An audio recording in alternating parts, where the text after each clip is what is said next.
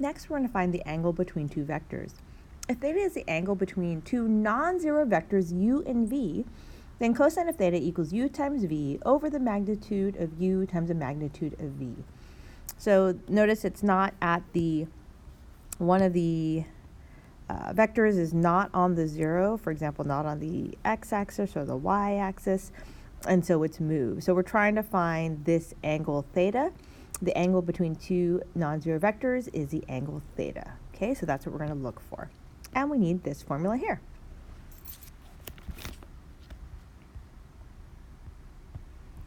So find the angle theta between u, which is 4, 3, and v of 3, 5. And so it may ask you to draw it in the homework. So u is 4, 3. So 4, right 4, up 3. So this is u. And then v is 3, 5.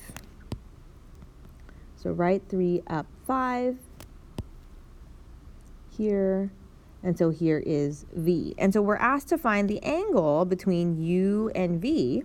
And so we're trying to figure out that angle here. So in order to find that angle, that is cosine of theta equals u times v times the magnitude of u times the magnitude of v.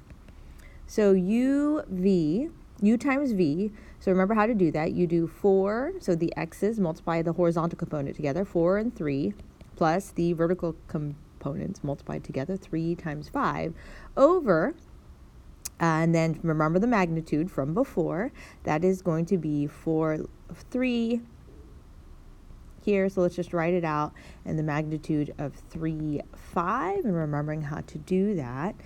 So let's simplify this a little more. So the numerator is going to be 12 plus 15 over the magnitude here. Remember that is the square root of 4 squared plus 3 squared times the square root of 3 squared plus 5 squared. So now this is 27 over the square root of 25 times the square root of 34, which is 27 over 5 root 34. And then, so remember that is cosine of theta, which is 27 over 5 root 34. So you need to do the arc cosine to figure out what the angle is, because we're trying to find the angle. So you plug it into your calculator, and then the angle theta is approximately 22.17 degrees. So since we're finding it in degrees, make sure your calculator is set to degrees. So try this example here. Find the angle theta between u, it's 2, 1, and v, which is 1, 3. All right, so trying this out, this one is a nice one because we had a number that we could recognize on the unit circle. Oops. And so looking at this problem, so another way to set it up is just to write the vectors 2, 1, 1, 3 all over the magnitude, and then you would get 1 over root 2 after you simplify, or simplify it more to root 2 over 2. So when does cosine of theta equal root 2 over 2? Well, that is just 45 degrees. So that angle is 45 degrees. So let's take a look at orthogonal vectors. The vectors u and v are orthogonal if and only if u times v is 0. So here are 5 different cases of what we could see. Now really what we're looking at, the only thing we want to focus on is that orthogonal or orthogonal and perpendicular